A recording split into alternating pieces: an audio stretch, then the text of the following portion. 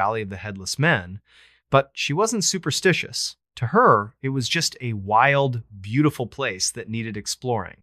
Her group was small. 3 guys, Mark, a thrill-seeking tech bro from Seattle, Tom, a quiet photographer with a love for remote landscapes, and Greg, a grizzled ex-military guy who wanted to test himself against the wilderness. They were all experienced campers, so Sarah felt confident. The plan was simple. Fly into the park, hike to a remote spot near the Nahanni River, set up camp, and spend a few days exploring. Easy, right? Well, not quite. The journey in. The group flew into a tiny airstrip near the park, then started their hike.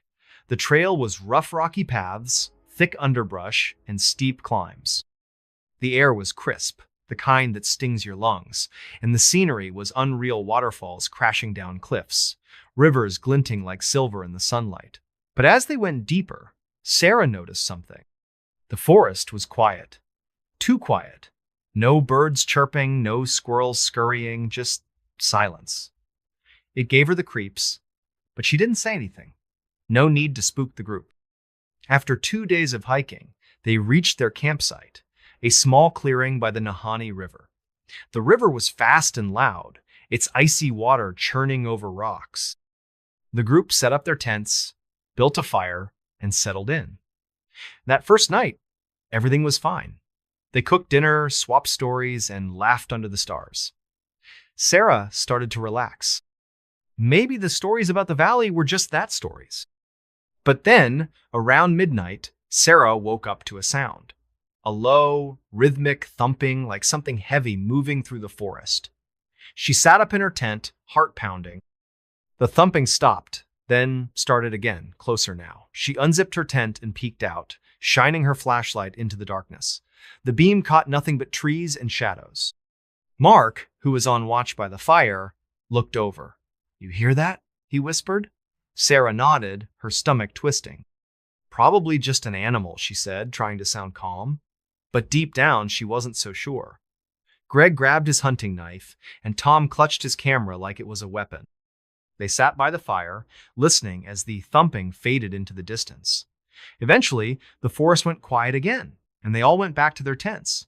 But Sarah couldn't sleep. Something felt wrong. The next day, the group explored the area, hiking along the river and snapping photos of the canyons. Sarah tried to keep things light, but the mood was off. Tom kept glancing over his shoulder, like he expected something to jump out. Greg was quieter than usual, his hand never far from his knife. Even Mark, the cocky tech guy, seemed jumpy. Sarah chalked it up to the isolation. The valley had a way of getting under your skin. That night, they set up camp again, this time closer to a rocky cliff for extra protection. Sarah made sure the fire was big and bright, hoping it would keep whatever was out there at bay. But around 2 a.m., she woke up again. This time, it wasn't a thump. It was a voice, low, guttural, and barely audible over the roar of the river. It said, "Leave now."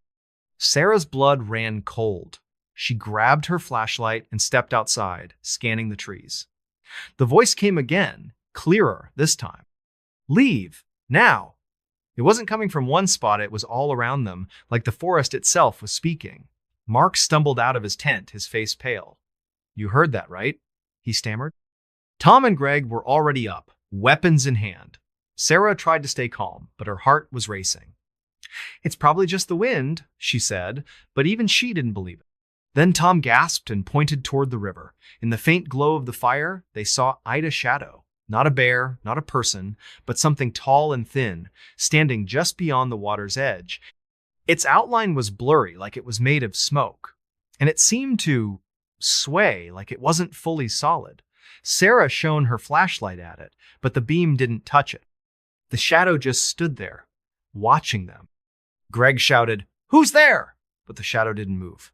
Then, slowly, it raised one arm, pointing at them. The voice came again, louder, almost a growl. "Leave or join them." Sarah's mind flashed to the stories of the headless prospectors. Was this what they'd seen before they died? The escape. The group didn't need any more convincing. They packed up in a frenzy, leaving half their gear behind. Sarah led the way, navigating by flashlight as they stumbled through the dark. The thumping started again, following them, sometimes close, sometimes far. Every now and then, they'd hear that voice, "Leave now," echoing through the trees. Sarah kept the group moving, her legs burning, her breath ragged. She didn't know what was out there, but she wasn't sticking around to find out. After what felt like hours, they reached a ranger outpost near the park's edge. They banged on the door until a sleepy ranger let them in. Sarah spilled the whole story, the thumping, the voice, the shadow. The ranger listened, his face grim. When she finished, he leaned back and said, "You're lucky. People go into that valley and don't come out. And those who do, they're never the same." He told them about the history, the McLeod brothers, the headless bodies, the disappearances. He didn't know what was out there, but he'd heard similar stories from other hikers. Some said it was a spirit, others a serial killer who'd never been caught. The Den people, he added, believed the valley was cursed, guarded by something that didn't want visitors. Sarah and her group flew back to Vancouver the next day. They never talked about it again, but Sarah couldn't shake the feeling that something had followed her out of the valley. Sometimes, at night, she'd hear a faint thump outside her window or catch a glimpse of a shadow in the corner of her eye. She stopped guiding trips after that. The wilderness didn't feel safe anymore. And that's the story of the Valley of the Headless Men, folks. A place where people vanish, where bodies turn up without heads, and where something, maybe a spirit, maybe something worse guards the canyons. If you ever find yourself in Nahanni, listen closely. If you hear a thump in the night or a voice telling you to leave, don't wait around. Run. The Red Lamp. Hey everybody, if you're into stories that are strange, dark, and mysterious, this one's going to crawl under your skin and stay there. It's the kind of tale that fans call too disturbing to sleep after, and trust me, they're not exaggerating. This is the story of the Red Lampa, seemingly ordinary object that turned one family's life into a waking nightmare. It's creepy, it's unsettling, and it'll make you think twice about what you bring into your home. So, grab a blanket, maybe double check your light switches, and let's dive into a story that's as dark as it gets. The setup. This story takes us back to 2012 in a quiet suburb of Portland, Oregon. Picture a cozy, tree-lined neighborhood split-level houses, kids riding bikes, the kind of place where everybody knows everybody. That's where the Thompson family lived. David, a 40-year-old accountant, his wife Lisa, a part-time nurse, and their 8-year-old daughter Emily. They were your average American family, living in a modest 3-bedroom house with a big backyard and a picket fence. Nothing about their life screamed horror story until the lamp came along. David was a bit of a thrift store junkie. He loved poking around secondhand shops, hunting for quirky furniture or vintage knickknacks to spruce up their home. One Saturday, he stopped by a small antique store on the edge of town. It was one of those cluttered, dusty places that smelled like old books and mothballs. While browsing, he spotted it. A table lamp about 2 feet tall with a heavy brass base and a deep red glass shade. The shade was cracked in one spot, but the lamp had a certain charmin' old world, almost gothic vibe. The price tag said $15. A steal for something so unique. David didn't think twice. He bought it, loaded it into his car, and brought it home. Lisa wasn't thrilled at first. "Another one of your weird finds?" she teased, eyeing the lamp as David set it up in their living room. But Emily loved it. She said the red shade made the room look magical, like something out of a fairy tale. David plugged it in, and when he flipped the switch, the lamp cast a warm, crimson glow across the room. It was striking, almost hypnotic. The family decided to keep it on a side table by the couch, where it became a quirky centerpiece. For a few days, everything was fine. The lamp was just a lamp. The first signs? The trouble started about a week later. It was subtle at first, the kind of thing you'd brush off. Lisa noticed it one evening while watching TV. The lamp flickered just for a second, even though no one had touched it. She checked the bulb, thinking it might be loose, but everything seemed fine. "Old wiring," she muttered, and went back to her show. But later that night, as she was heading to bed, she heard a low hum, like a faint electrical buzz, coming from the living room. She peeked in, and the lamp was off. But the hum was still there. She unplugged it just to be safe and went to bed. The next morning, Emily was acting strange. She was usually a bubbly kid, always chattering about school or her friends. But that day, she was quiet, almost withdrawn. When Lisa asked what was wrong, Emily said, "The lamp was talking last night." Lisa laughed it off, thinking it was just a kid's imagination. "Lamps don't talk, sweetie," she said. But Emily insisted. "It wasn't words," she whispered. "It was whispers, like it was trying to tell me something." Lisa felt a chill, but chalked it up to Emily having a bad dream. Kids, right? That night, David woke up around 3 a.m. to a strange noise. A soft, rhythmic tapping like someone knocking lightly on glass. He lay there, listening, his heart starting to race. The sound was coming from downstairs. He grabbed his phone, using its light to guide him, and crept down to the living room. The tapping stopped as he entered, but the air felt heavy, thick, like walking through fog. The red lamp was unplugged, just as Lisa had left it, but its shade seemed to glow faintly, even without power. David blinked, thinking his eyes were playing tricks. He checked the plug, the bulb, everything, nothing was on. Shaking his head, he went back to bed, telling himself he was just tired. Things get worse. Over the next few days, the weirdness ramped up. The lamp started turning on by itself, casting that eerie red glow across the living room at odd hours. David swore he'd unplugged it, but every morning, there it was, plugged in and glowing. Lisa started having nightmares, vivid, awful dreams about a figure standing in their backyard, its face hidden in shadow, holding a red light. She'd wake up sweating, the smell of smoke lingering in her nose, even though nothing was burning. Emily's behavior got stranger too. She'd sit for hours, staring at the lamp, her eyes glazed over. When David asked what she was doing, she'd say, "It's telling me a story." He tried to laugh it off, but her words sent a shiver down his spine. One night, he caught her sleepwalking, standing right in front of the lamp, whispering to it. Not words, just sounds. Low, guttural noises that didn't sound like his daughter. He shook her awake, and she started crying, saying, "It won't let me go." That was the first time David felt real fear. Then came the physical signs. The family started finding scratches on the furniture deep, jagged marks that looked like they'd been clawed by something sharp.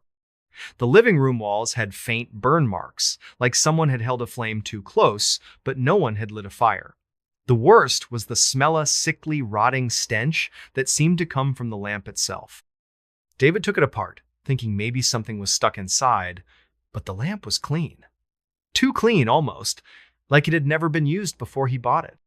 Lisa did some digging online, trying to find out where the lamp came from. The antique store's website was bare bones, but she called the owner, an older woman named Ruth. When Lisa described the lamp, Ruth went quiet for a long time. Finally, she said, "You need to get rid of that thing, now." Ruth explained that the lamp had been in her shop for years, passed from one owner to another. Nobody kept it long. People said it brought bad luck, accidents, illnesses, even deaths. One man claimed it spoke to him, telling him to do things, horrible things.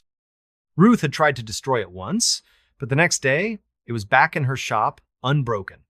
She'd sold it to David just to be rid of it. The breaking point, by now, the Thompsons were terrified.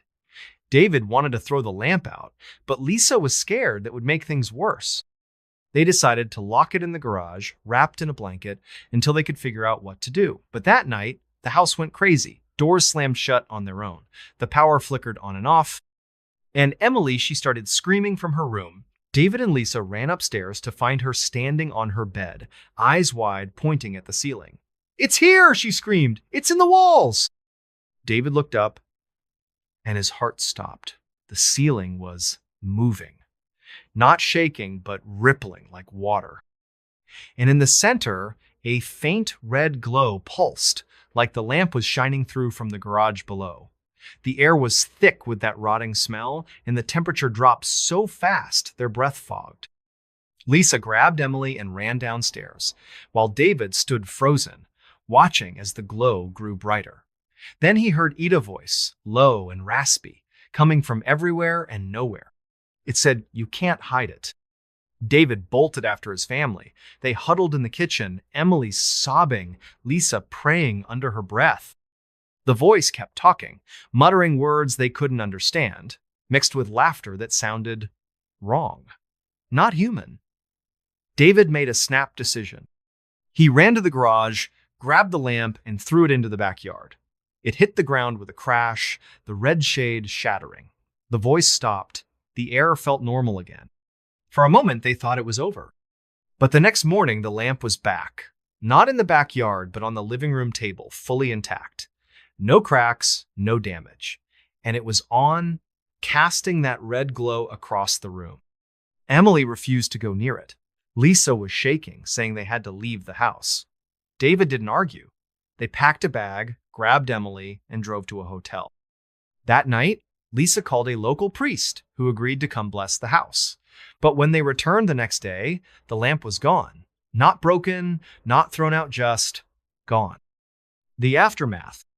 The Thompsons never went back to that house. They sold it at a loss and moved to a new city, hoping to leave the nightmare behind. But the experience changed them. Emily stopped talking about the lamp, but she'd wake up screaming some nights, saying she saw a red light in her dreams. Lisa became obsessed with researching cursed objects, trying to understand what they'd encountered. David? He swore off thrift stores for good. Years later, Lisa found a forum online where people shared stories about the red lamp. Different towns, different decades, but the details were the same: a brass base, a cracked red shade, and a presence that wouldn't let go. Some said it was possessed by a spirit, others by something darker, something that fed on fear.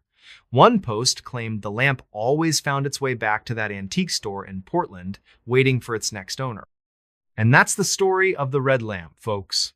A simple purchase that turned a family's life upside down. If you ever come across a lamp like that brass base, red shade, maybe a little too cheap, do yourself a favor. Walk away. Because some things aren't just objects, they're invitations. Invitations to something you don't want to meet. So, what do you think? Ever brought home something that felt off? Drop it in the comments.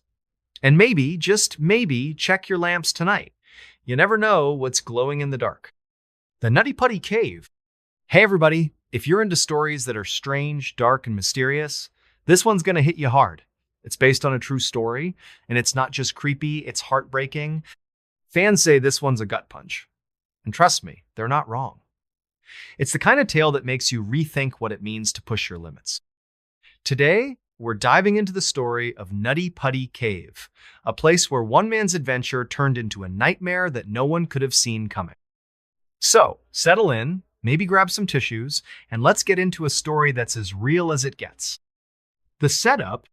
This takes us back to 2009 in the deserts of Utah, about an hour south of Salt Lake City. Picture a wide, dusty, landscaped rock formations, scrubby bushes, and not much else for miles. Tucked away in this desolate area is Nutty Putty Cave, a limestone cavern that's a magnet for cavers. It's not a tourist spot with guided tours or fancy lights. This is a raw, wild cave full of tight passages and twisting tunnels. For experienced cavers, it's a playground. For the unprepared, it's a death trap. Enter John Jones, a 26-year-old medical student from St. George, Utah. John was the kind of guy everybody loved, charming, adventurous, and always up for a challenge. He was married to his high school sweetheart, Emily, and they had a 1-year-old daughter, Lizzie. John was studying to become a pediatric cardiologist, but when he wasn't hitting the books, he was out exploring. He'd been caving since he was a kid, growing up with his brothers in a family that loved the outdoors. Nutty Putty wasn't new to him.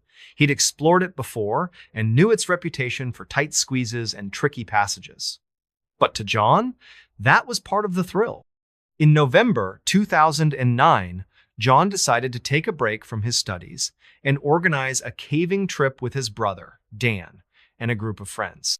The plan was to spend a day in Nutty Putty, exploring some of its deeper sections. John was excited. This was his chance to share his passion with his buddies and maybe push himself a little further than last time.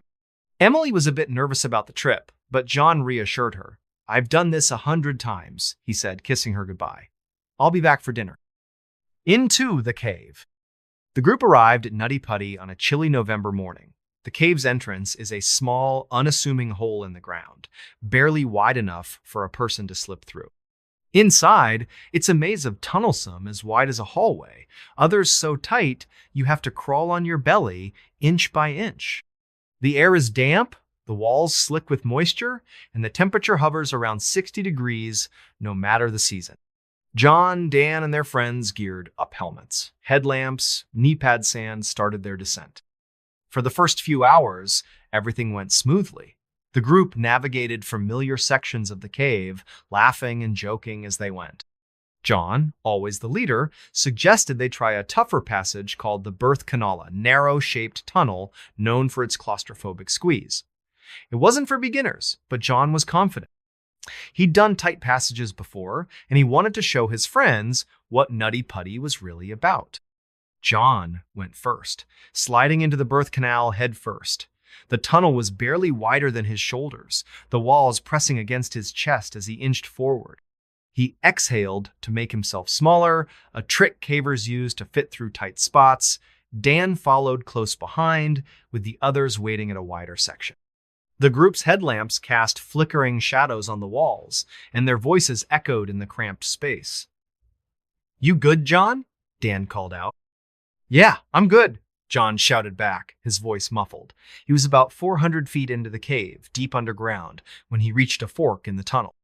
One path led to a known section, but the other, a narrow, downward-sloping chute, looked uncharted. John, curious and confident, decided to explore it. "I'm going to check this out," he said, his voice full of excitement. He slid into the chute, headfirst, into a passage so tight his arms were pinned to his sides. The trap. At first, John thought he'd found a new route. The chute was narrow, but he'd been in worse. He wiggled forward, his headlamp lighting up the smooth limestone walls. But then the tunnel took a sharp, downward turn, steeper than he expected. Gravity pulled him forward, and before he could stop himself, he was sliding. The passage got tighter, squeezing his chest, his hips, his legs. He tried to push back, but his arms were stuck. He was wedged in, upside down, in a space no wider than a coffin. John's breathing quickened. "Dan!" he shouted. "I'm stuck!" His voice was strained, echoing in the tiny space. Dan, still in the birth canal, froze. "Hang on, man," he called, scrambling toward the chute. The others heard the panic in John's voice and rushed to help, but the tunnel was too narrow for more than one person at a time. Dan reached the edge of the chute and shone his headlamp down. John was about 10 feet below, his face red from being upside down, his body jammed into the rock. "Stay calm, John," Dan said, trying to keep his own voice steady. "We'll get you out." But inside, Dan was freaking out. The chute was too tight for him to climb down, and John's position, head first, upside down, was dangerous. Blood was rushing to John's head, making it hard for him to breathe. The group radioed for help, but Nutty Putty was remote, and rescue teams were hours away. They had to act fast. John tried to stay calm, cracking jokes to keep his spirits up. "Guess I found the VIP section," he said, his voice weak. But the pressure on his chest was intense, and every breath was a struggle. The cave walls were cold and unyielding, gripping him like a vice. He couldn't move his arms to push himself out, and the angle made it impossible to back up. The group took turns talking to him, trying to keep him awake, while they waited for rescue. The rescue attempt. By late afternoon, a volunteer rescue team arrived at experienced cavers and paramedics who knew Nutty Putty's dangers. They rigged a pulley system to try pulling John out, using ropes and harnesses to distribute the force, but the chute's angle and narrowness made it nearly impossible. Every time they pulled, John winced in pain. The ropes were cutting into his skin, and the rock was scraping his body raw. The rescuers worked for hours, their headlamps bobbing in the dark, their voices tense but focused. Above ground, word spread fast. Emily drove to the cave with Lizzie, her heart in her throat. She stood by the entrance, praying as volunteers updated her. "He's strong," they told her. He's fighting. But Emily could hear the worry in their voices. Inside the cave, John was fading. The upside-down position was taking its toll. His heart was struggling to pump blood, and his lungs couldn't expand fully. He started slipping in and out of consciousness, his words slurring. "Tell Emily I love her," he whispered to Dan. "Tell Lizzie her daddy's proud." The rescuers tried everything, chiseling the rock, using lubricants to reduce friction, even drilling to widen the passage. But the cave was relentless. Every attempt failed, and the clock was ticking. By midnight, after nearly 20 hours, John's breathing became shallow. A paramedic, Susie, crawled as close as she could, holding his hand through a tiny gap in the rock. "You're not alone, John," she said, tears in her eyes. John squeezed her hand weakly, then went still. The aftermath? John didn't make it out. After 27 hours trapped in the cave, his body gave out. The rescue team was devastated. They'd done everything possible, but Nutty Putty had won. Emily was inconsolable, clutching Lizzie as the news sank in. The cave was sealed shortly after, declared too dangerous for future exploration. John's body remains there, a permanent part of the limestone tomb that claimed him. The story of Nutty Putty Cave spread across the world, a tragic reminder of nature's power and the risks of adventure. Emily later shared John's love for caving with her daughter, teaching her to respect the wild but never fear it. The caving community mourned John, a man who lived for exploration and died chasing his passion. And that's the story of Nutty Putty Cave, folks. A place where one wrong turn can change everything. It's a tale of courage, love, and loss, a reminder that the earth holds secrets we may never fully understand. If you're ever tempted to push your limits in a place like that, think of John. And maybe, just maybe, stay above ground. So, what do you think? Ever been in a situation where you felt trapped, literally or figuratively? Drop it in the comments. And next time you're near a cave, listen closely. The earth has a way of telling its own stories. This man terrified the FBI. Hey, everybody, if you're into stories that are strange, dark, and mysterious, you're in for a wild one. This tale is a fan favorite. And for good reason. It's packed with twists, tension, and a villain so cunning he made the FBI sweat. We're talking about a guy who didn't just break the law, he toyed with the people chasing him like a cat playing with a mouse. Today, we're diving into the story of a man who terrified the FBI, a mastermind who always seemed one step ahead. So, grab a coffee, maybe lock the windows, and let's get into a story that'll keep you guessing until the very end. The setup. This story takes us back to the late 1990s in the heart of Chicago, Illinois. Picture a bustling city, skyscrapers gleaming, Lake Michigan sparkling, and streets alive with people. But beneath the surface, Chicago had a dark side. Crime was rampant in certain neighborhoods, and the FBI's Chicago field office was working overtime to keep up. They dealt with mob bosses, drug rings, you name it. But in 1998, they met their match, a man they called the Ghost. His real name was Victor Kane, a 34-year-old nobody, or so it seemed. Victor wasn't your typical criminal. He didn't have a rap sheet a mile long or a flashy persona. He was average-looking, medium height, brown hair, the kind of guy you'd pass in a grocery store and never notice. He grew up in a quiet Chicago suburb, worked odd jobs as a mechanic, and kept to himself. But Victor had a secret. He was a genius.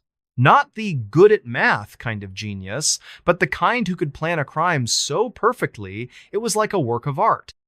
The FBI first heard of Victor in early 1998 when a string of high-profile bank heists hit Chicago. These weren't smash-and-grab jobs. They were surgical vaults emptied, security systems disabled, no trace left behind, millions of dollars vanished, and the only clue was a single playing card left at each scene, the ace of spades. The media ate it up, calling the thief the ace. The FBI, though, wasn't amused. They knew they were dealing with someone dangerous, someone who didn't just want money, he wanted to prove he was smarter than them. The first move. The FBI put together a task force led by Agent Laura Bennett, a 15-year veteran known for cracking tough cases. Laura was sharp, relentless, and didn't scare easily. But Victor? He got under her skin. The first big break came in March 1998, when a security camera caught a blurry image of a man near a bank the night before a heist. It wasn't much, just a grainy figure in a dark coat, but it was enough to start building a profile. The FBI combed through records, interviewed informants, and finally got a name: Victor Kane. Laura's team raided Victor's apartment, expecting to find evidence cache, tools, maybe even a stash of those Ace of Spades cards. But the place was clean. Too clean. No fingerprints, no personal items, just a bare mattress and a single light bulb. It was like nobody lived there. Laura felt a chill. This wasn't just a thief. This was someone who knew they were coming. Then, the phone rang.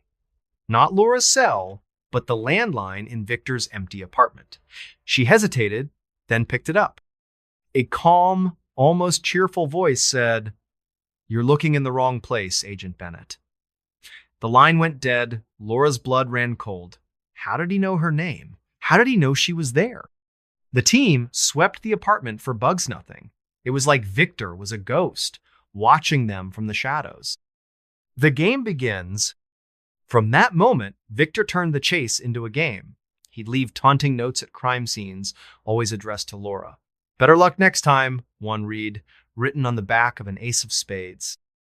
He hacked into the FBI's secure email system, sending messages that vanished minutes after being opened.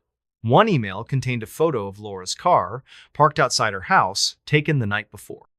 The message read, "Nice wheels, be careful out there." Laura started sleeping with her gun under her pillow. Victor's crimes got bolder. He didn't just rob banks anymore. He hit armored trucks, jewelry stores, even a private art gallery, stealing a painting worth $5 million.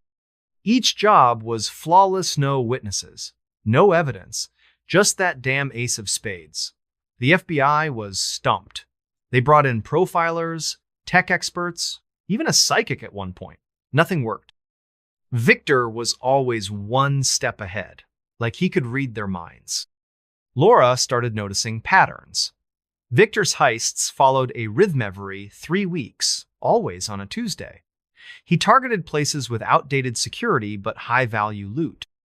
She set up a sting operation, staking out a bank she was sure he'd hit next. Her team waited in unmarked vans, SWAT on standby.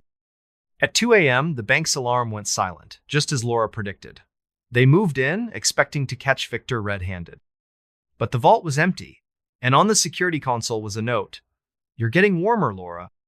She was furious, but also intrigued. Victor wasn't just a criminal, he was a puzzle. She dove deeper, digging into his past. She found out Victor's father had been a cop, killed in a botched raid when Victor was 10. His mother spiraled into addiction, leaving Victor to fend for himself. By 15, he was hacking school computers, rigging systems to change his grades. By 20, he disappeared from public records. Laura realized Victor wasn't just smart, was driven by something darker, maybe revenge, maybe a need to prove he was untouchable. The breaking point. In 1999, things escalated. Victor pulled off his biggest heist yet, a Federal Reserve transport carrying $20 million in cash. The FBI was humiliated, and the pressure on Laura's team was crushing. The public was losing faith, and the media painted Victor as a folk hero, a modern-day Robin Hood, but Laura knew better. Victor wasn't stealing for the thrill or the money. He was testing her, pushing her to her limits. Then, a breakthrough. An informant tipped off the FBI about a warehouse on Chicago's South Side, a place Victor supposedly used as a base. Laura's team raided it at dawn, kicking down the door to find nothing. Just an empty room with a single chair and a tape recorder. Laura pressed play, and Victor's voice filled the air. "You're close, Laura," he said, his tone almost gentle. "But you're not ready. Meet me at the pier, midnight. Come alone." Laura knew it was a trap, but she was tired of playing his game. Against her team's advice, she went to the Piera deserted stretch along Lake Michigan, the water black under the moonless sky. She stood there, gun in hand, waiting. At exactly midnight, a figure stepped out of the shadows. Victor Kane, in the flesh. No mask, no disguise, just a man in a plain jacket, his eyes glinting with something unreadable. "You're braver than I thought," he said, his voice calm. "But you can't catch a ghost." Laura raised her gun, ordering him to surrender. Victor just smiled. "Check your pocket," he said. Confused, Laura reached into her coat and pulled out an ace of spades. She looked up, and Victor was gone, vanishing into the night. The end game. The encounter broke Laura. She became obsessed, working 18-hour days, chasing every lead, no matter how small. Her marriage fell apart, her health deteriorated. Victor kept taunting her letters, voicemails, even a bouquet of flowers sent to her office with a note. "Game's not over." But in 2000, the heists stopped. No more robberies. No more cards. Victor vanished, like he'd never existed. Laura never stopped looking. She retired from the FBI in 2005, but even now, she checks old case files, hoping for a clue. Some say Victor died, others that he fled the country. A few agents swear they've seen him a face in a crowd, a shadow at a crime scene. The FBI still lists him as a wanted man, but his file is cold, buried in a database. And that's the story of the man who terrified the FBI, folks. Victor Kane, the ghost, a criminal so clever he turned the hunters into the hunted. He didn't just steal money, he stole peace of mind, leaving a trail of questions that may never be answered. If you're ever in Chicago and find an ace of spades lying on the ground, maybe leave it there, because some games aren't meant to be played. So, what do you think? Ever come across someone who seemed to know your every move? Drop it in the comments. And next time you're out at night, watch your back. You never know who's watching you. The Ghosts of Flight 401. Hey everybody, if you're into stories that are strange, dark, and mysterious, this one's gonna send shivers racing down your spine. It's a fan favorite, and for good reason. It's rooted in real events, weaving a tragedy so devastating it left echoes that linger to this day. We're talking about Eastern Airlines Flight 401.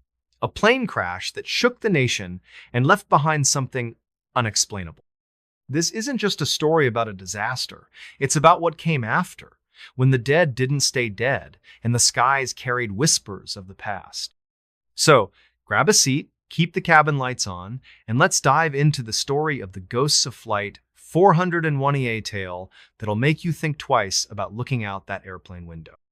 The setup, picture this. It's December 29, 1972, and we're in Miami, Florida. The night is warm and humid, the kind where the air clings to your skin and palm trees sway lazily under a starry sky. Miami International Airport is buzzing with holiday travelers, families rushing to catch flights home for Christmas, their suitcases stuffed with gifts. Eastern Airlines Flight 401, a Lockheed L-1011 TriStar, is prepping for a routine trip to New York City.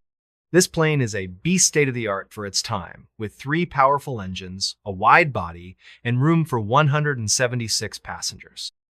It's a marvel of 1970s aviation, sleek and modern, designed to make flying feel like a luxury. The crew is top-notch. Captain Bob Loft, 55, is a grizzled veteran with decades of experience, known for his cool head and steady hands. First Officer Don Repo, in his 40s, is sharp and reliable, the kind of co-pilot who catches details others miss. The flight attendants, led by Sharon Tate, a seasoned pro, keep the cabin calm and cheerful. The flight is packed families with kids, business travelers in suits, even a couple of minor celebrities headed to New York for holiday parties. Everyone's in high spirits, sipping drinks, chatting, or settling in for the in-flight movie. The plane takes off just after 9 p.m., climbing smoothly into the night sky, the lights of Miami fading below. For the first couple of hours, everything is textbook. Passengers doze off, the crew chats quietly in the cockpit, and the hum of the engines is a steady lullaby. It's just another night in the air, until it isn't. As Flight 401 begins its return leg to Miami later that night, a small problem crops up. The pilots notice a warning light on the control panel. The nose landing gear isn't locking into place. It's not a crisis landing gear, issues happen, and there's a backup system, but it needs checking. Captain Loft radios air traffic control, who instructs him to circle over the Everglades, the vast, swampy wilderness west of Miami, while the crew troubleshoots. They switch on the autopilot, set the plane to a low altitude of 0 feet, and focus on the landing gear. Loft and Repo hunch over the controls, flipping switches, checking indicators, trying to figure out if it's a faulty light or a real issue. They're so focused, they don't notice the plane slowly drifting downward, inching closer to the ground with every passing second. The crash. At 11:42 p.m., Flight 401 slams into the Everglades at 225 miles per hour. The impact is catastrophic, a deafening roar that shakes the night. The plane breaks apart on contact, its fuselage splintering, wings shearing off, and wreckage scattering across the swamp like a broken toy. Jet fuel ignites, sending flames licking into the sky, illuminating the dark, murky water. The Everglades is a brutal, unforgiving place muddy, teeming with alligators and choked with sawgrass that cuts like razors. Of the 176 people on board, 101 don't survive. Bodies, debris, and twisted metal litter, the swamp, a grim tableau under the moonlight. The crash is one of the worst in U.S. history at the time, a tragedy that sends shockwaves through the aviation world and beyond. Rescue teams work through the night, wading through waist-deep water, battling mosquitoes and the stench of fuel. They pull survivors from the wreckage of some miraculously unhurt, others clinging to life with broken bones and burns. The scene is chaos, shouts, helicopter rotors, the cries of the injured cutting through the eerie silence of the swamp. Captain Loft and First Officer Repo are among the dead, along with most of the flight attendants, including Sharon. The survivors, many in shock, are haunted by what they've endured, their faces etched with the terror of those final moments.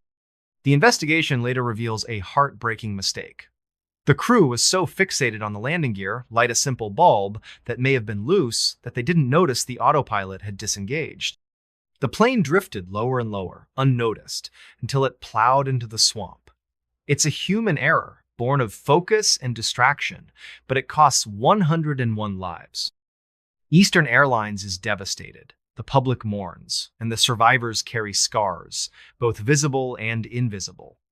But the story of Flight 401 doesn't end with the crash. Oh no. This is where things take a turn into the strange. The kind of strange that makes your skin prickle and your heart skip a beat. The hauntings begin. Fast forward to 1973, just months after the crash. Eastern Airlines is still reeling, but they're trying to move forward. To cut costs, they salvage parts from the wreckage of Flight 401 standard practice in the industry. Seats, galleys, cockpit instruments, even pieces of the electrical system are refurbished and installed on other planes, mostly L-1011s in Eastern's fleet. The airline doesn't think twice about it, it's just business. But the crews flying those planes, they start noticing things, weird things, things that defy explanation. It starts small, almost dismissible. On one L-1011, Flight 903, flight attendants report seeing a man in a pilot's uniform sitting in the first-class cabin. He's there one moment, staring straight ahead, then gone when they look again. Passengers complain about cold spots in certain seats, even when the cabin is warm and stuffy. One flight attendant, Maria, is prepping coffee in the galley when she catches a reflection in the oven door of a man's face, weathered and serious, with deep-set eyes. She swears it's Captain Bob Loft, whose photo she saw in a company memorial. She blinks, and the reflection vanishes. Maria tells her supervisor, a no-nonsense guy named Carl, who laughs it off. "You're working too hard, Maria," he says. "Get some rest." But Maria knows what she saw, and her hands shake for the rest of the flight. Things escalate from there. On a flight from New York to Miami, a co-pilot named Jeff is doing a pre-flight check in the cockpit. He hears a knock on the door sharp, deliberate. Thinking it's a crew member, he opens it, but the galley outside is empty. He shrugs, figuring it's the plane settling, and turns back. That's when he sees him, a man in an Eastern Airlines uniform sitting in the co-pilot's seat, staring at the instrument panel. Jeff freezes, his breath catching. The man turns, and Jeff swears it's Don Repo, the first officer from Flight 401. Check the gear, Repo says, his voice calm but heavy, like he's carrying a weight. Before Jeff can speak, Repo vanishes, like he was never there. Jeff's heart is pounding, but he checks the landing gear system. Sure enough, there's a fault of loose wire that could have caused a serious problem on takeoff. He fixes it, his hands trembling, and keeps the story to himself, too shaken to tell anyone. Word spreads like wildfire among Eastern's crews. Pilots, flight attendants, even ground staff start sharing stories, whispered in break rooms and hangars. A flight attendant named Lisa sees a figure in a pilot's uniform helping a passenger with her luggage in the overhead bin. She starts to thank him, thinking he's part of the crew, but he turns, gives her a sad smile, and fades away. A mechanic working late in a hangar hears a voice behind him say, "Don't let it happen again." He spins around, expecting a colleague, but the hangar is empty. The only sound, the hum of fluorescent lights. The creepiest reports come from passengers. A woman on a flight to Atlanta sees a man in a captain's uniform standing in the aisle, his hat pulled low. She asks if he's the pilot, and he nods, his eyes distant, before vanishing into thin air. When she describes him to the crew gray hair, weathered face, they exchange looks. It sounds exactly like Bob Loft. The haunting spread. By late 1973, the stories are piling up, and they're eerily consistent. Almost every sighting involves Loft or Repo, and they're always on L-1011s with parts salvaged from Flight 401. One pilot, Captain Dan, swears he saw Repo in the cockpit during a red-eye flight, adjusting the controls like he was still flying the plane. He looked at me, Dan later told a friend, like he was trying to warn me. The figure vanished when the plane touched down, but Dan checked the logs and found a glitch in the navigation system that could have caused a mid-air issue. He never flew that plane again. Flight attendants start avoiding certain seats rows, 12 and 15, where the cold spots are strongest. Passengers in those seats report feeling watched, their skin prickling for no reason. One man, a businessman named Richard, feels a hand on his shoulder during turbulence, steadying him. He turns to thank whoever it was, but no one's there. The seat next to him, one of the salvaged ones, is ice cold to the touch. Ground crews aren't immune either. A technician named Paul, working on an L-1011's electrical system, hears footsteps behind him in the cargo hold. He calls out, thinking it's another worker, but the hold is empty.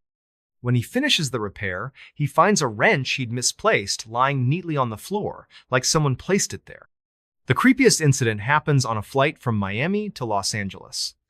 A flight attendant, Sarah, is serving drinks when she sees a man in a pilot's uniform standing at the back of the cabin. He's tall, with a familiar face, Bob Loft. She's sure of it. She approaches, but he turns and walks through the galley door. Not opens it, walks through it, like it's not even there. Sarah drops her tray, glasses shattering, and passengers gasp. She runs to the galley, but it's empty, the door locked from the inside. She doesn't tell the passengers, but she files a report, her hands shaking as she writes. The investigation. By 1974, the stories are too many to ignore. Eastern Airlines launches a quiet investigation, interviewing crew members, reviewing flight logs, and checking maintenance records. They find no hard evidence, see no photos, no recordings, just dozens of eyewitness accounts from reliable people. The consistency is what gets them. Loft and Repo are described in vivid detail, Bob's gray hair and weathered face, Don's intense eyes and calm demeanor. The sightings are always on planes with Flight 401's salvaged parts, and they're always accompanied by strange phenomena.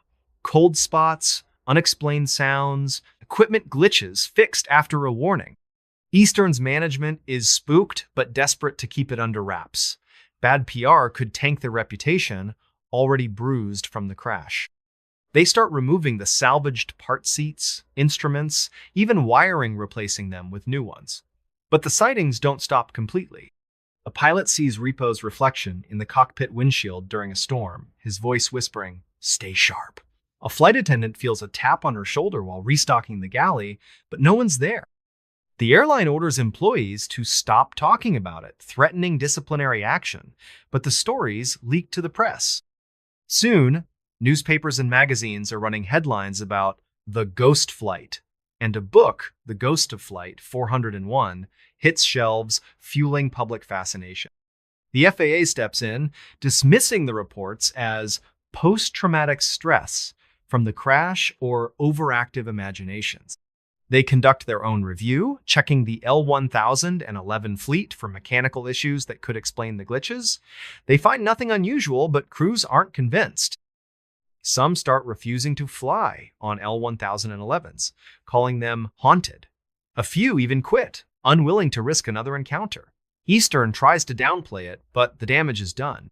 Passengers start asking questions, nervous about booking flights. The airline quietly retires the L-1011s with Flight 401 parts, but the stories persist, whispered among crews and travelers alike. The lasting echoes. The ghosts of Flight 401 become aviation legend, a tale that lingers long after the last L-1011 leaves Eastern's fleet. Survivors of the crash, still grappling with their trauma, hear the stories and wonder. Some believe Loft and Repo are still out there, watching over the skies, trying to prevent another tragedy. Others think it's the guilt and grief of the crash, manifesting in strange ways. The Everglades, where the wreckage still lies, becomes a place of pilgrimage for some a quiet, haunted swamp where the past feels closer than it should. Crews who flew those planes never forget.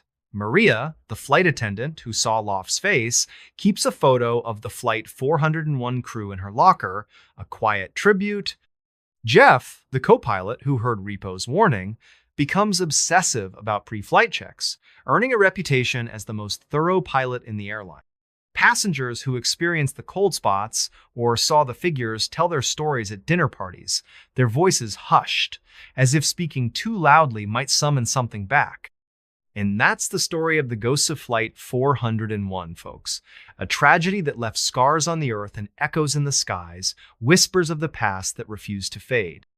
It's a reminder that some events are so powerful, they linger beyond the grave, reaching out to those who fly the same routes, sit in the same seats.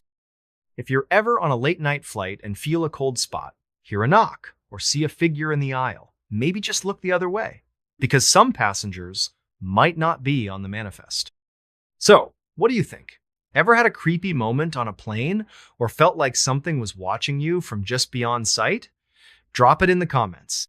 And next time you're flying, maybe double check the landing gear, just in case. Skydiving photographer without a parachute. Hey everybody, if you're into stories that are strange, dark, and mysterious, this one's gonna get your heart racing. It's a fan favorite. And for good reason, it's pure adrenaline, with a twist so wild you'll be on the edge of your seat. We're talking about a skydiving photographer who found himself in a situation no one could prepare for, fighting to survive against impossible odds. This is a tale of courage, quick thinking, and a miracle that defies explanation. So, buckle up, maybe take a deep breath, and let's dive into the story of the skydiving photographer without a parachute. The setup, picture this. It's 2015, and we're in the wide-open skies above Arizona. The desert stretches out below rock canyons, cacti dotting the landscape, and a blazing sun overhead. This is prime skydiving country, where drop zones attract thrill seekers from all over the world. Our story centers on Ryan Carter, a 29-year-old professional skydiving photographer from Tucson. Ryan's not just any photographer. He's the guy who jumps out of planes with a camera strapped to his helmet, capturing heart-stopping shots of skydivers midair. It's a job that requires nerves of steel, lightning-fast reflexes, and a love for living on the edge. Ryan was good at what he did really good. He'd been skydiving since he was 18, logging over 1,000 jumps. He knew every safety protocol, every piece of gear, and every trick to stay alive at 120 miles per hour. His clients were everyone from first-timers to elite skydiving teams, and his photos were legendary vivid shots of divers soaring against the desert sky, their parachutes blooming like flowers.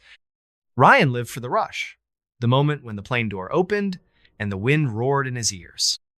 On this particular day, a crisp October morning, Ryan was booked for a big job. A group of 12 skydivers, part of a stunt team, wanted him to photograph a complex formation jump. The plan was to leap from 0 feet, link up midair to form a star pattern, and hold it for as long as possible before deploying their parachutes. Ryan's job was to circle the group, snapping photos from every angle, then pull his own chute and land safely. It was a routine gig for him, nothing he hadn't done dozens of times before. The team loaded into a twin-engine Cessna at a small airfield outside Tucson. The plane was loud, the cabin cramped, but the mood was electric. The skydivers were pumped, joking and checking their altimeters, helmets, and parachutes. Ryan double-checked his rig, a main parachute, a reserve chute, and his camera setup, a high-end DSLR mounted to his helmet. He wore a jumpsuit with extra padding to protect him during high-speed maneuvers. Everything was in order.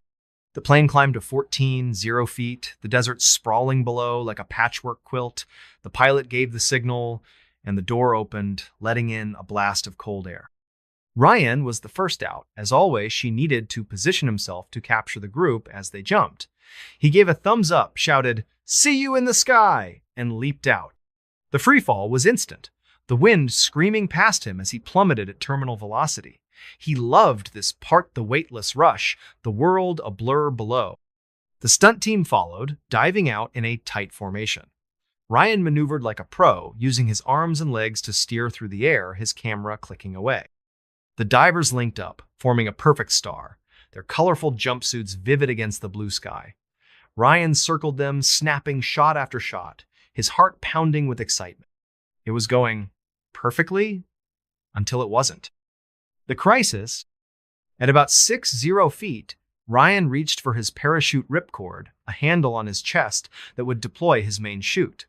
He pulled. Nothing happened. He pulled again, harder. Still nothing. His heart skipped a beat. A stuck ripcord was every skydiver's nightmare, but Ryan stayed calm. He'd trained for this.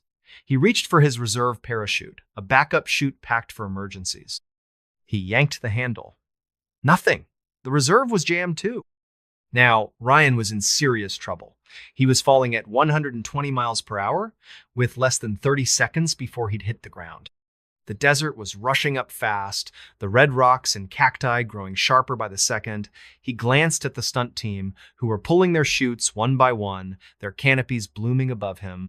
They didn't know he was in trouble. There was no way to signal them in freefall. Ryan was alone, hurtling towards certain death. He fought the panic rising in his chest. His training kicked in, and he started troubleshooting. He checked the ripcord again, tugging with all his strength, but it wouldn't budge. The reserve handle was stuck too, caught on something in the harness. Ryan twisted his body, trying to shake it loose, but the wind was too strong, pinning him in place. His altimeter beeped frantically, warning him he was below 0 feet. Time was running out. Then, out of nowhere, a crazy idea hit him. Ryan remembered a story from his skydiving instructor about body surfing, using your body to slow your fall by spreading out like a starfish, maximizing air resistance. It wasn't much, but it might buy him a few seconds. He spread his arms and legs wide, flattening his body against the air.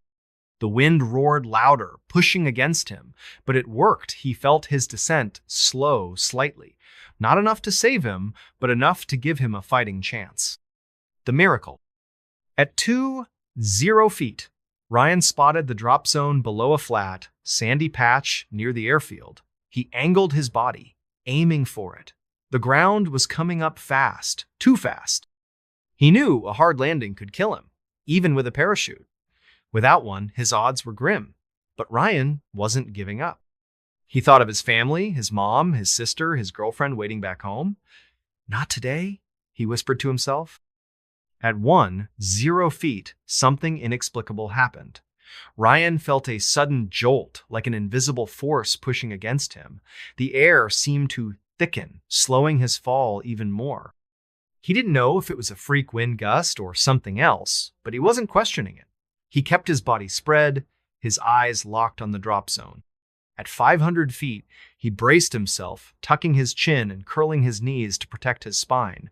The ground was seconds away. Ryan hit the sand with a bone-jarring thud. Pain exploded through his body, legs, back, shoulders. He rolled, tumbling across the desert, his camera shattering against a rock. When he finally stopped, he lay there, gasping, staring at the sky. He was alive. Somehow, impossibly, he was alive. The aftermath? The stunt team landed nearby, rushing to Ryan's side. They thought he was dead, but when they saw him moving, they started shouting for help. Paramedics from the airfield arrived, stunned to find him conscious. Ryan had broken both legs, fractured his pelvis, and cracked several ribs, but he was breathing. Doctors later said it was a miracle he survived a combination of his body surfing technique, a possible updraft, and landing in soft sand instead of rock. The odds of surviving a 14-0-foot fall without a parachute were less than 1 in a million. Ryan spent months in the hospital, enduring surgeries and physical therapy. His skydiving days were over, but he didn't care. He was alive, and that was enough. He later learned his parachute rig had a rare defecta tangled deployment line that jammed both the main and reserve chutes. The manufacturer issued a recall, and Ryan's story became a cautionary tale in the skydiving world. But Ryan never forgot that strange jolt in the air, that moment when the wind seemed to catch him. He didn't talk about it much, but privately, he wondered if something or someone had intervened. His girlfriend swore it was his guardian angel. Ryan wasn't sure, but he started wearing a small cross necklace, just in case. And that's the story of the skydiving photographer without a parachute, folks. A tale of survival against all odds, with a twist that makes you wonder if there's more to this world than we can see. If you're ever jumping out of a plane, double-check your gear, and maybe say a quick prayer just to be safe. So, what do you think? Ever had a moment where you beat the odds in a way you can't explain? Drop it in the comments. And next time you're looking up at the sky, maybe give a nod to Ryan. He's proof that sometimes miracles happen at 120 miles per hour. The Gray Blanket. Hey everybody, if you're into stories that are strange, dark, and mysterious, this one's gonna burrow deep into your mind and refuse to leave. Fans call it a living nightmare, and trust me, they're not kidding. It's the kind of tale that feels like it's ripped straight from your darkest dreams. We're heading to a remote village in Japan where a young woman's quiet life turned into something so unsettling, it's hard to shake off. This is the story of the Gray Blanket, a tale of fear, mystery, and something that might not be human at all. So, grab a warm drink, keep a light on, and let's dive into a story that's as creepy as it gets. The setup, picture this. It's 2017, and we're in a tiny village in Aomori Prefecture, northern Japan. Think winding dirt roads, old wooden houses with sloping roofs, and dense forests that seem to swallow the sunlight. The village is quiet, almost frozen in time, the kind of place where the loudest sound is the wind rustling through the pines. This is where Hana Sato lives, a 24-year-old teacher who left the chaos of Tokyo for a simpler life. Hana's a city girl at heart, used to neon lights and crowded trains, but she's fallen in love with the countryside's peace. The crisp mountain air, the starry nights, the way the peaks loom like silent guardian sits a world away from her old life. Hana rents a small, traditional house on the edge of the village, where the forest begins. It's a modest place of sliding paper doors, tatami mats that smell faintly of straw, and a tiny wood stove to keep the chill at bay. The house is old, its beams creaking with every gust of wind, but Hana makes it her own. She fills it with books, potted plants, and a cozy futon where she reads late into the night. The landlord, an elderly woman named Mrs. Kimura, is kind but stern. When Hana moves in, Mrs. Kimura gives her a warning. "Don't go into the forest at night. It's not safe." Her eyes are serious, almost haunted. Hana nods, thinking it's just old superstition. She's not one for ghost stories. At least, not yet. One chilly autumn evening, Hana's walking home from the village's elementary school, where she teaches English. The sun is setting, painting the sky in shades of orange and purple. She passes a small flea market in the village square, just a few rickety tables with old clothes, chipped teacups, and dusty knickknacks. At one stall, run by a quiet old man with deep-set eyes, she spots something odd. a gray wool blanket neatly folded sitting alone on the table. It's plain, almost boring, but something about it pulls her in. The wool is unnaturally soft, like stroking a cloud, and it seems to shimmer faintly in the fading light, as if it's catching the last rays of the sun. The old man notices her interest and speaks in a low, raspy voice. "That one's special," he says. "Keeps you warm no matter how cold it gets. Only 500 yen. That's about $5 a steal." Hana buys it, thinking it'll be perfect for the frosty nights ahead. She tucks it under her arm and heads home, unaware that she's just invited something into her life. The first night? That night, Hana lays the gray blanket over her futon. The house is cold, the wind rattling the paper doors, so she's grateful for the extra warmth. She snuggles under the blanket, and it's incredible. It's heavy but comforting, wrapping her in a cocoon of soft wool that feels like a warm embrace. She falls asleep faster than usual, the distant whispers of the forest fading into silence. But around 2 a.m., she bolts awake, her heart pounding like a drum. The room is freezing, her breath puffing out in clouds. The blanket is still on her, but it feels different. Not warm anymore, but heavy, almost suffocating, like it's pressing her into the futon, pinning her down. Hana sits up, shoving the blanket off. Her skin prickles with unease. She glances around the room. Everything looks normal. The paper doors are closed, the stove is cold, and her lantern casts a soft glow over her books and plants. But the air feels thick, charged with a strange energy, like the moment before a storm. She notices a faint smell, like wet earth or mold, lingering in the room. It's coming from the blanket. She lifts it, checking for dampness or dirt, but it's dry, clean, almost too perfect. Shaking her head, she tells herself it's just her imagination. She's tired, stressed from adjusting to village life. She pulls the blanket back over her and tries to sleep. That's when the dreams start. In her dream, Hana's standing in the forest behind her house. It's pitch black, the trees towering like giants, their branches clawing at the starry sky. She's barefoot, the ground cold and slick with moss. In the distance, she sees a figura, gray, shapeless mass, like a person wrapped in a blanket. It's motionless, but she feels its gaze heavy and unyielding. Her legs won't move, rooted to the ground. The figure drifts closer, silent, and she hears a sound, a low, hissing whisper. Not quite words, but sharp enough to make her skin crawl. She wakes up gasping, her lantern flickering. The blanket is still there, warm and heavy, but now it feels alive, like it's watching her. Things get stranger.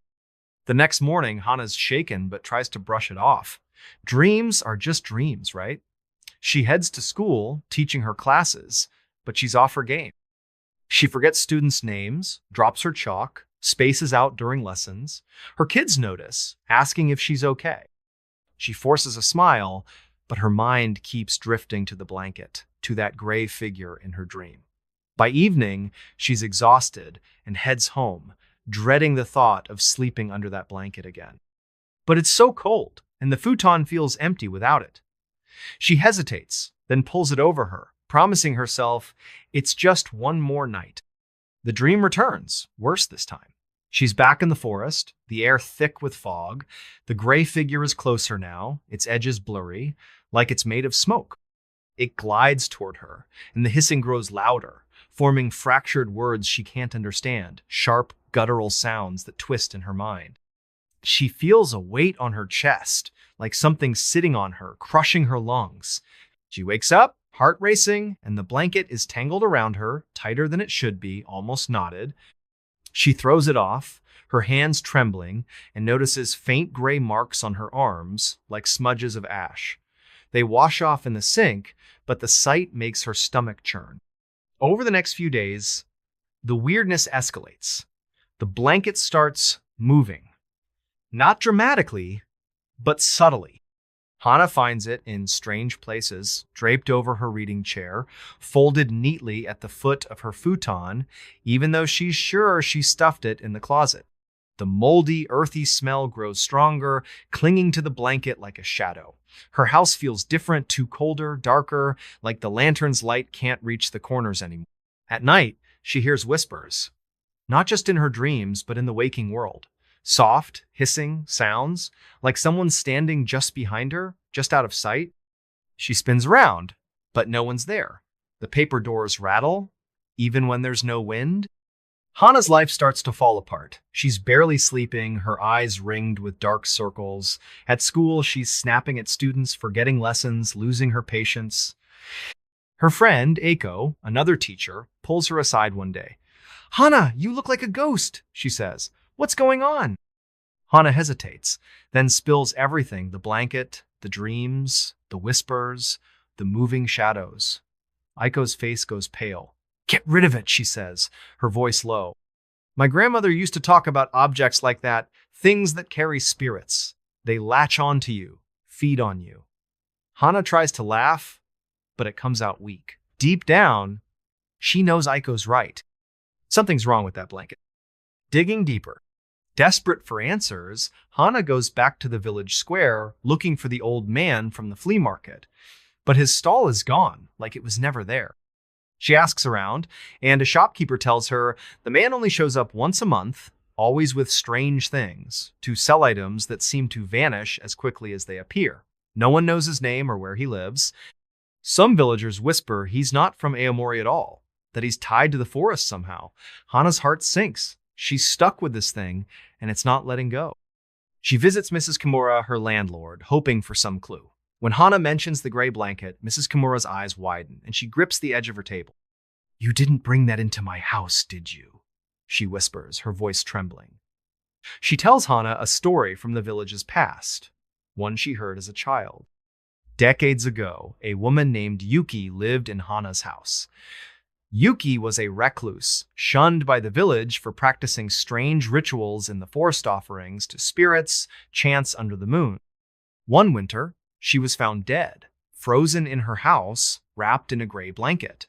Villagers said her spirit never left, that it clung to the blanket, seeking someone new to haunt. The blanket disappeared after her death, but every few years it finds someone, a traveler, a villager, someone who doesn't know better. Those who take it don't stay long. Hana's blood runs cold. She thinks back to the old man's words, "Keeps you warm, no matter how cold it gets." Was he warning her or luring her? She rushes home, her mind racing. The blanket is waiting, folded neatly on her futon, even though she's sure she left it in the closet. The air in the house is heavy, the smell overpowering. She grabs a flashlight and checks every corner, half expecting to see that gray figure from her dreams. The whispers start again, louder now, circling her like a predator. She swears she sees a shadow move across the paper doors, but when she looks, it's gone. The breaking point. That night, Hana can't take it anymore. She grabs the blanket, stuffs it into a trash bag, and drives to a river a few miles away. The moon is full, casting an eerie glow over the water. She plans to throw the blanket in, let the current take it, but as she lifts the bag, she hears it, the hissing, louder than ever, like a swarm of angry insects. The bag feels heavier, almost alive, pulling against her grip. The air turns icy, her breath fogging in front of her. She drops the bag, and it hits the ground with a thud, the blanket spilling out. For a moment, she sees Ida, gray, shapeless figure, rising from the wool like smoke, its edges blurring into the night. The hissing forms a word, "Stay." Hana screams and runs, not looking back. She drives to Aiko's house, sobbing, and spends the night there. The next morning, she returns to the river with Aiko, but the bag and blanket are gone. The ground is bare, no sign of them, like they were never there. Hana's shaking, but a small part of her feels relieved. Maybe it's over. The aftermath? Hana moves back to Tokyo the next week, leaving the village and the house behind. She tells herself it's a fresh start, but she's not the same. She's jumpy, always checking corners, waking up at 2 a.m., expecting to hear whispers.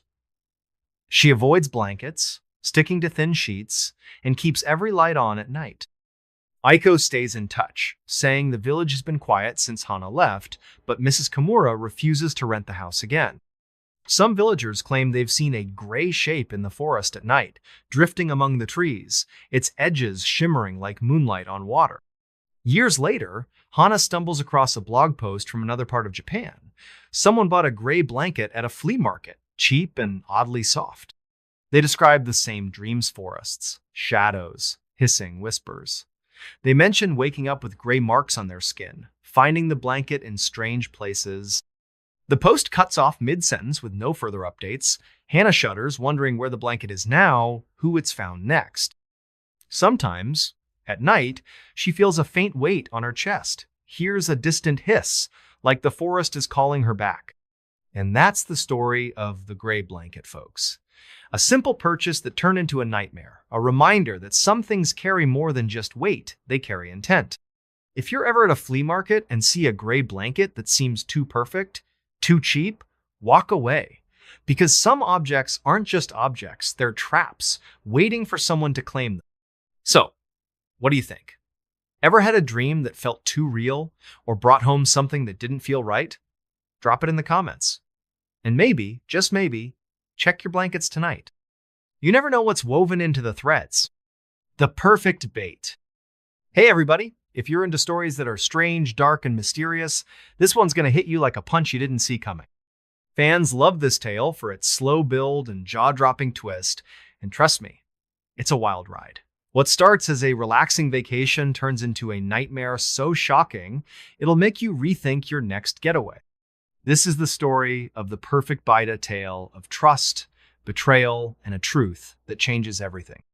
So, grab a snack, maybe check your travel plans, and let's dive into a story that's as deceptive as it is chilling. The setup, picture this. It's 2018, and we're on the sunny shores of Key West, Florida. Think turquoise waves lapping at white sand beaches, palm trees swaying in the breeze, and the smell of salt water and sunscreen in the air. It's the kind of place where you go to forget your worries, sip a cold drink, and let the world fade away. This is where we meet Alex and Mia Carter, a young couple from Chicago, both in their late 20s. Alex is a graphic designer, Mia is a marketing coordinator, and they're the kind of couple who seem to have it all great jobs, a cute apartment, and a love that's been rock solid since college. Life in Chicago was hectic, though. Long hours, endless emails, and winters that felt like they'd never end. So, when Mia's boss gave her a week off, they jumped at the chance for a tropical escape. They booked a fishing trip in Key West, a 5-day adventure on a private charter boat, complete with deep-sea fishing, snorkeling, and lazy days under the sun. It was their dream vacation, a chance to unplug and make memories. They found a charter online, Real Paradise, run by a guy named Captain Mike. The reviews were glowing 5 stars, pictures of happy families holding massive fish, and promises of an unforgettable experience. Alex and Mia were sold. They packed their bags, flew to Florida, and couldn't wait to hit the water. The first day, the couple arrived in Key West on a bright Monday morning, the air warm and salty. They met Captain Mike at the dock-a-tanned, wiry guy in his 50s with a scruffy beard and a wide grin. He was all charm, cracking jokes, and offering them cold sodas as they boarded his boat, a 40-foot fishing vessel called the Sea Star. The boat was weathered but clean, with fishing rods lined up along the deck and a small cabin for shade. Mike's deckhand, a quiet guy named Tommy, nodded hello but kept to himself, tinkering with the gear. Alex and Mia felt at ease. This was going to be perfect. The first day was everything they'd hoped for. Mike took them out to the open water, the boat slicing through waves as dolphins trailed in the wake. They fished for hours, reeling in a few snapper and laughing as Mia struggled with a feisty grouper. Mike was a great guide, pointing out good spots and sharing stories about his years on the water. Tommy stayed in the background, cleaning fish and prepping bait, but he was polite enough. By sunset, Alex and Mia were sunburned, happy, and sipping beers as the Sea Star cruised back to shore. They fell asleep in their hotel that night, dreaming of the days ahead. The calm before. The next 2 days were more of the same pure bliss. They caught bigger fish, snorkeled over coral reefs, and even saw a sea turtle glide by. Mike was the perfect host, always ready with a story or a cold drink. He told them about a secret fishing spot, a remote reef called Devil's Point, about 20 miles offshore. "It's tricky to get to," he said, his eyes glinting. "But the fish there are monsters. You up for it?" Alex and Mia were all in. They trusted Mike, and the idea of a hidden gem sounded thrilling. On the fourth day, they set out for Devil's Point. The water was calmer than usual, the sky a perfect blue. The Sea Star hummed along, and Alex and Mia lounged on the deck, snapping selfies and soaking in the sun. Tommy was quieter than usual, his eyes darting to the horizon, but they didn't think much of it. Mike was his usual chatty self, pointing out a flock of pelicans diving for fish. "This is going to be a day you'll never forget," he said, grinning. Alex and Mia nodded, unaware how right he was. As they approached Devil's Point, the vibe shifted. The reef was surrounded by deep, dark water, the kind that looks like it could swallow you whole. The boat rocked gently, but the air felt heavier, like a storm was brewing, even though the sky was clear. Mike dropped anchor, and they started fishing. The bites came fast, huge fish, bigger than anything they'd caught before. Alex reeled in a massive marlin, his arms burning from the fight. Mia cheered, snapping pictures. It was exhilarating, but something felt off. Tommy was nowhere to be seen, and Mike's grin seemed forced, his eyes flicking to the cabin more than usual. The nightmare. That night, Mike suggested they stay anchored at Devil's Point for a moonlight fishing session. "The big ones come out after dark," he said. Alex and Mia were tired but excited, picturing a starry night on the water. They agreed, and Mike handed them beers as the sun set, the sky turning a deep purple. The boat was quiet, the only sounds, the lapping waves and the creak of the deck. Tommy finally appeared, carrying a bucket of bait, but he avoided eye contact, his hands shaking slightly. Around 10 p.m., Mia started feeling woozy. She thought it was the beer, or maybe seasickness, but her vision blurred, and her legs felt like jelly. She looked at Alex, who was slumping in his chair, his eyes half closed. "Something's wrong," she mumbled, her words slurring. Before she could stand, she collapsed, the world going black. When Mia woke up, her head was pounding, and her wrists were bound with rope. She was in the boat's cabin, lying on the floor, the air thick with the smell of fish and diesel. Alex was next to her, unconscious, his hands tied too. Panic surged through her. She tried to scream, but her mouth was dry, her voice weak. The cabin door creaked open, and Mike stepped in, his grin gone. His face was cold, his eyes empty. Tommy stood behind him, looking nervous but silent. "What's going on?" Mia croaked, her heart racing. Mike crouched down, his voice low. "You're the perfect bait," he said.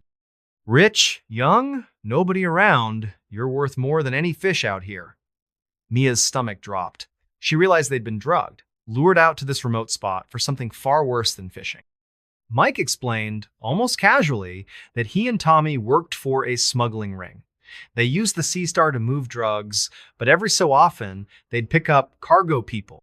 Tourists who wouldn't be missed right away, sold to traffickers for a hefty price. Alex and Mia, with no family in Key West and a week-long trip, were perfect targets. The fight